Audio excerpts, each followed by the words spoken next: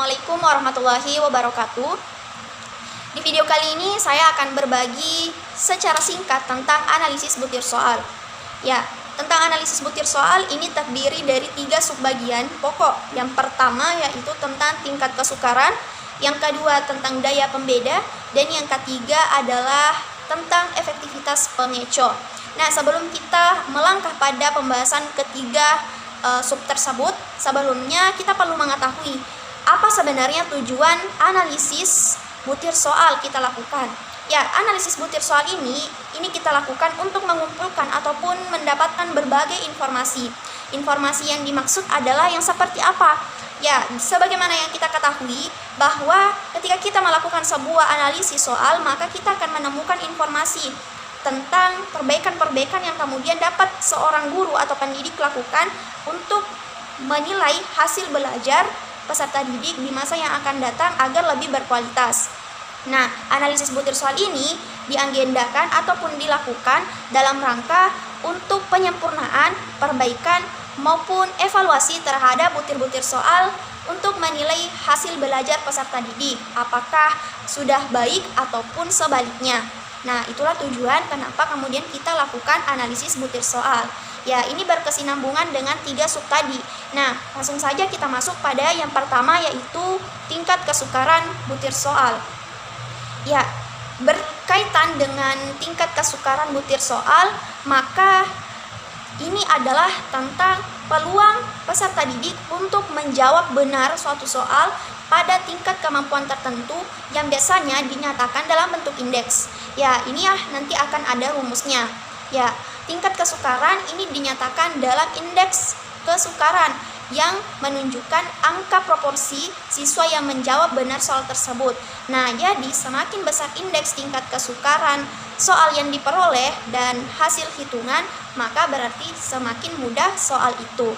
Nah, terkait dengan tingkat kesukaran soal, maka kita dapat rumuskan menjadi P sama dengan B per JS, di mana P yang dimaksud adalah indeks kesukaran, kemudian B adalah banyaknya siswa yang menjawab benar soal tersebut, kemudian JS artinya jumlah siswa atau peserta didik yang hadir saat ujian berlangsung. Nah, itu tadi, ketika semakin besar indeks tingkat kesukaran yang diperoleh dari hasil hitungan, maka semakin mudah soal itu. Nah, kemudian kita pindah pada yang kedua yaitu tentang daya pembeda. Nah, daya pembeda ini merupakan perhitungan ataupun pengukuran tentang sejauh mana suatu butir soal ini mampu membedakan peserta didik yang sudah menguasai kompetensi dengan peserta didik yang belum menguasai kompetensi, belum ataupun kurang menguasai kompetensi berdasarkan kriteria tertentu. Nah, semakin tinggi selisih daya pembeda suatu butir soal, semakin mampu butir soal tersebut membedakan antara peserta didik yang menguasai kompetensi dengan peserta didik yang kurang menguasai kompetensi. Nah, untuk daya pembeda ini juga punya rumusan tersendiri ataupun cara perhitungan atau indeks perhitungan tersendiri.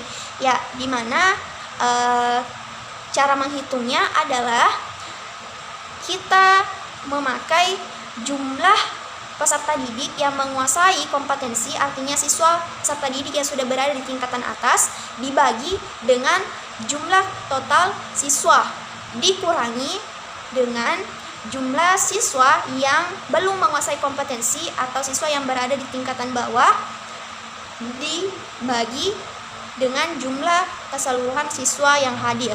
Nah, hasilnya ya itu tadi, ketika semakin besar selisih pembeda antara siswa, semakin besar selisih pembedanya, maka semakin kuat ataupun bagus soal yang telah kita susun. Efektivitas pengecoh ini digunakan untuk mengetahui kemampuan responden, dalam hal ini peserta didik, bagaimana sebenarnya dengan jalan memberikan pilihan alternatif yang memungkinkan untuk dipilih, terutama bagi responden yang tidak memahami butir soal tersebut. Butir soal yang berbentuk pilihan ganda hanya ada satu pilihan jawaban yang tepat, sisanya adalah pilihan jawaban yang digunakan sebagai pengecoh. Jadi peserta didik yang benar-benar memahami konsep ataupun materi, ia akan tidak merasa terkecoh dengan pilihan-pilihan yang disediakan. Sementara sebaliknya, ketika peserta didik kurang memahami atau belum memahami konteks materi, maka ia akan mudah terkecoh dengan alternatif pilihan yang kita sediakan. Nah, analisis ataupun efektivitas pengecoh ini biasa digunakan dalam soal pilihan ganda. Nah, suatu pilihan ataupun alternatif pilihan jawaban ataupun pengecoh dapat dikatakan berfungsi ketika pengecoh sekurang-kurangnya dipilih oleh 5% peserta tes dan pengecoh lebih banyak dipilih oleh kelompok peserta didik yang belum memahami materi yang diujikan. Jadi itu tadi singkat penjelasan tentang analisis butir soal terkait dengan tingkat kesukaran, daya pembeda, dan efektivitas pengecoh. Semoga bermanfaat. Sekian, lebih dan kurangnya mohon dimaafkan. Wassalamualaikum warahmatullahi wabarakatuh.